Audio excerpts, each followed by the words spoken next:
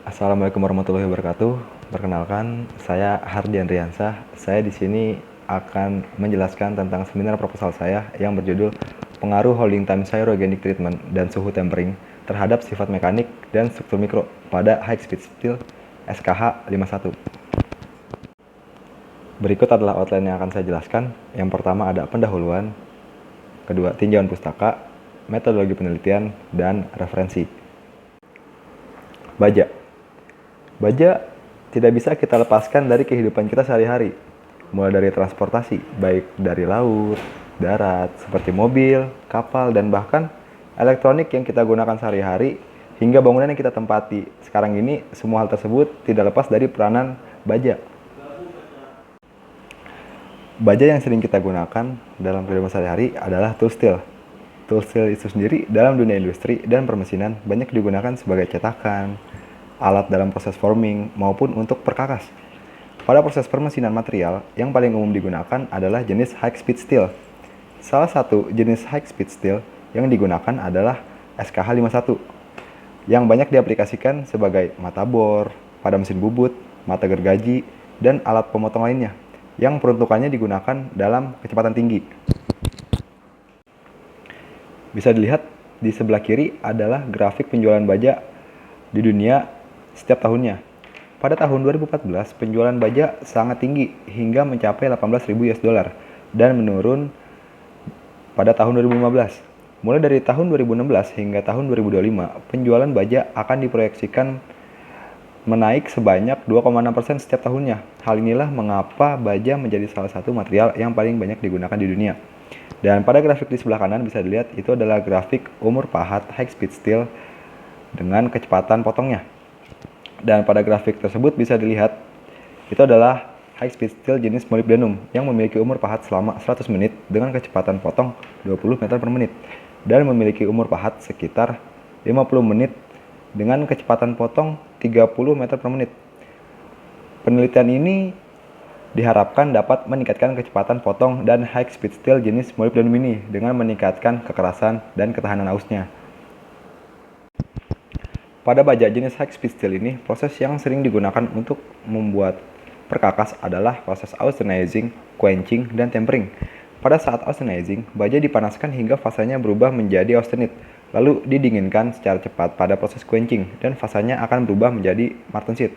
Dari proses austenizing hingga quenching ini, kekerasan baja akan sangat meningkat, tetapi timbul masalah baru yang dimulai dari proses austenizing hingga quenching ini, yaitu adanya tegangan sisa dan austenit sisa pada baja tersebut, sehingga mengurangi sifat mekanik dari baja tersebut. Dapat dilihat pada gambar, austenit sisa yang adalah austenit yang tidak bertransformasi menjadi martensit, yang dimana memiliki sifat yang lunak, sehingga mengurangi kekerasan dari high speed steel ini. Oleh sebab itu, dibutuhkan perlakuan untuk menghilangkan tegangan sisa dan austenit sisa pada baja tersebut. Salah satu proses yang dapat digunakan dengan proses cryogenic treatment.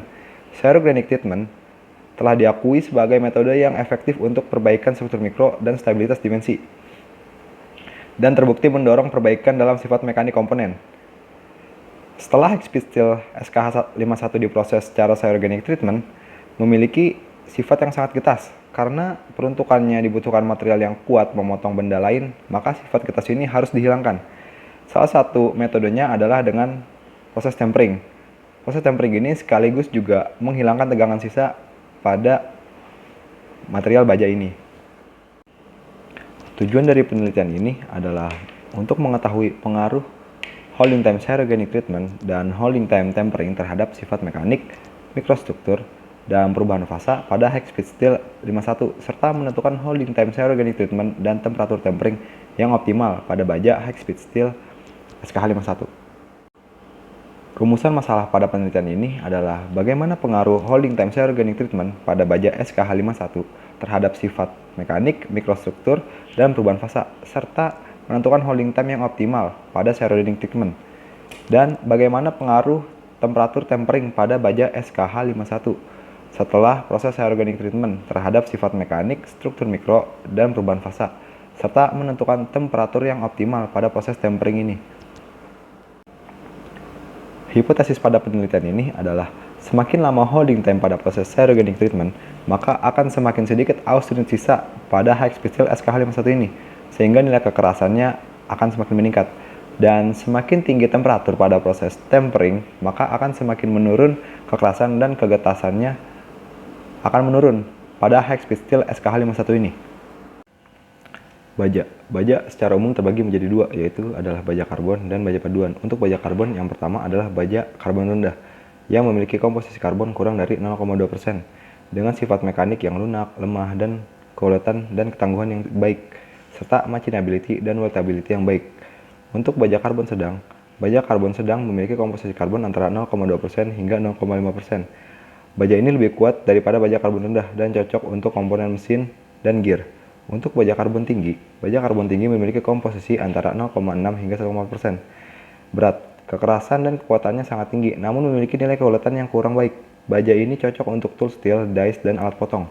Baja ini terdiri dari baja karbon tinggi biasa dan tool steel. Khusus untuk tool steel, biasanya mengandung Cr, V, tungsten, dan molybdenum dalam pemaduannya. Unsur-unsur tersebut bersenyawa dengan karbon menjadi senyawa yang sangat keras. Dan untuk baja paduan, unsur yang paling banyak digunakan adalah Cr, Mn, Si, Ni, W, Mo, Ti, Al, Cu, Nb, dan Zr. Baja paduan terbagi menjadi tiga. Yang pertama adalah low elo steel, yang merupakan baja paduan dengan elemen paduannya kurang dari 2,5%. Dan untuk medium elo steel merupakan baja paduan yang memiliki elemen paduannya antara 2,5% hingga 10%. Dan untuk high elo steel adalah baja paduan dengan elemen paduannya lebih dari 10% dari berat totalnya. Selanjutnya adalah high speed steel SK51. High speed steel sendiri adalah baja yang dalam penggunaannya membutuhkan kecepatan tinggi. Contohnya adalah SK51 dengan komposisi karbon 0,86, krom 3,95, molybdenum 4,75, wolfram 5,83, vanadium 1,82, dan Fe sebagai bahan dasarnya. Yang pertama adalah pengaruh unsur karbon. Karbon sangat berpengaruh dalam pembentukan cemented karbida sehingga kekerasan baja akan meningkat. Kromnium memiliki pengaruh yaitu meningkatkan ketangguhan, kemampuan untuk dikeraskan dan tahan terhadap temperatur tinggi. Salah satu pengaruh yang sangat signifikan dengan penambahan krom adalah pada baja meningkatkan ketahanan korosi dengan membuat lapisan pasti pada baja.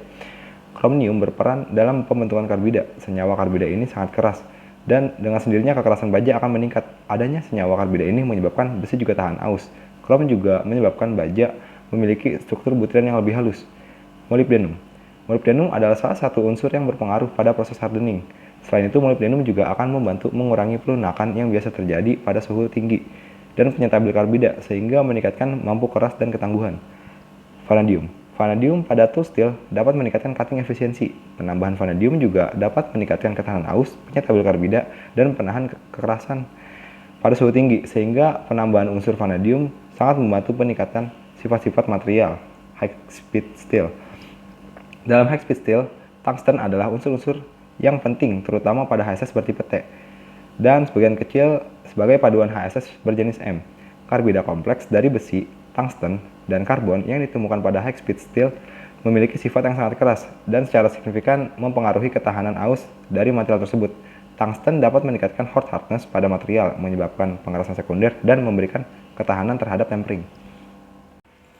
Selanjutnya adalah austenisasi. Proses austenisasi ini adalah proses pemanasan baja hingga mencapai suhu austenit, sehingga keseluruhan baja memiliki fase yang sama. Untuk baja jenis SKH51 diproses austenisasi dengan suhu 1150 derajat Celcius dan ditahan untuk jangka waktu tertentu, yang nantinya akan didinginkan dengan laju pendinginan yang bervariasi. Quenching adalah proses yang sangat berperan penting dalam peningkatan kekerasan pada baja hanya dengan mengubah laju pendinginannya dari suhu austenisasi dari sangat lambat menjadi sangat cepat. Semakin cepat laju pendinginan pada proses quenching ini, maka akan semakin tinggi kekerasan pada baja tersebut, yang biasanya membentuk austenit sisa dan tegangan sisa pada baja. Media pendingin pada proses quenching dapat digunakan dari berbagai hal seperti oli, air, dan bahkan air garam. Pada penelitian ini, proses quenching akan dilakukan dengan media gas N2 pada vacuum heat treatment dengan tekanan 3 bar. Cryogenic treatment adalah proses perlakuan pada logam yang menggunakan suhu rendah. Cryogenic treatment terbagi menjadi dua jenis, yaitu shallow cryogenic dan deep cryogenic. Pada shallow cryogenic, digunakan suhu mulai dari minus 80 derajat Celcius hingga minus 160 derajat Celcius dengan waktu holding time yang optimal adalah 5-8 jam. Untuk deep cryogenic, menggunakan suhu di bawah minus 196 derajat Celcius, yang dimana dengan waktu holding time yang optimal adalah 16-48 jam. Tujuan dari cryogenic treatment ini adalah meningkatkan kekuatan, memperbaiki mikrostruktur, dan meningkatkan ketahanan aus dengan menghilangkan aus sisa pada baja-baja sehingga tidak ada sifat-sifat lunak pada baja tersebut. Media yang kita gunakan untuk cryogenic treatment ini adalah nitrogen cair. Selanjutnya adalah diagram alir penelitian yang dimulai dengan high speed steel SK51 dipreparasi dengan berbagai ukuran yang lalu dikarakterisasi dengan XRD sebagai data awal. Proses austenisasi dengan temperatur 1150 derajat Celcius. Selanjutnya, proses quenching dengan media gas nitrogen dengan tekanan 3 bar hingga temperatur ruang. Lalu, proses cryogenic treatment menggunakan media liquid nitrogen dengan suhu minus 80 derajat Celcius dengan variasi waktu yaitu 1, 3, dan 5 jam. Lalu, proses penstabilan suhu sampel hingga suhu ruang. Selanjutnya adalah proses tempering dengan variasi suhu 480 derajat Celcius, 510 derajat Celcius, dan 540 derajat Celcius. Selanjutnya adalah diagram alir penelitian yang dimulai dengan bahan high speed steel SKH51 dipreparasi dengan ukuran 20 x 20 x 80 mm. Lalu pengkarakterisasian menggunakan XRD untuk data awal. Lalu dilakukan proses austenisasi selama 30 menit dengan temperatur 1150 derajat Celcius. Lalu dilakukan proses quenching dengan media gas nitrogen dengan tekanan 3 bar hingga temperatur ruang. Selanjutnya adalah proses cryogenic treatment menggunakan media liquid nitrogen dengan suhu minus 80 derajat Celcius dengan variasi waktu yaitu 1 jam, 3 jam, dan 5 jam. Selanjutnya adalah proses penstabilan suhu sampel hingga suhu ruang. Selanjutnya adalah proses tempering dengan suhu 480 derajat, 510 derajat, dan 540 derajat selama 2 jam. Sampel yang telah dilakukan proses tempering dilakukan pengujian keausan, pengujian kekerasan, dan metrolografi untuk melihat sifat mekanis dan struktur mikronya. Selanjutnya dilakukan pengkarakterisasian menggunakan XRD untuk melihat perubahan fasenya. Lalu diambil data pengamatan. Selanjutnya adalah pembahasan yang dibarengi dengan literatur, dan selanjutnya didapatkan kesimpulan. Berikut adalah alat dan bahan yang digunakan. Yang pertama, alat-alat yang digunakan yaitu ada vacuum heat treatment, mesin cutting, mesin uji kekerasan, mesin uji kausan, instrumen XRD, mesin grinding, mesin polishing, dan mikroskop optik. Dan berikut adalah bahan-bahan yang digunakan. Yang pertama adalah high speed steel SKH51, gas nitrogen, liquid nitrogen, ampelas, pasta alumina, dan larutan nitral 3%. Berikut adalah daftar pustaka yang saya gunakan dalam penelitian ini. Mungkin itu saja yang dapat saya sampaikan. Kurang lebihnya mohon maaf. Wabillahi taufiq wal hidayah. Wassalamualaikum warahmatullahi wabarakatuh.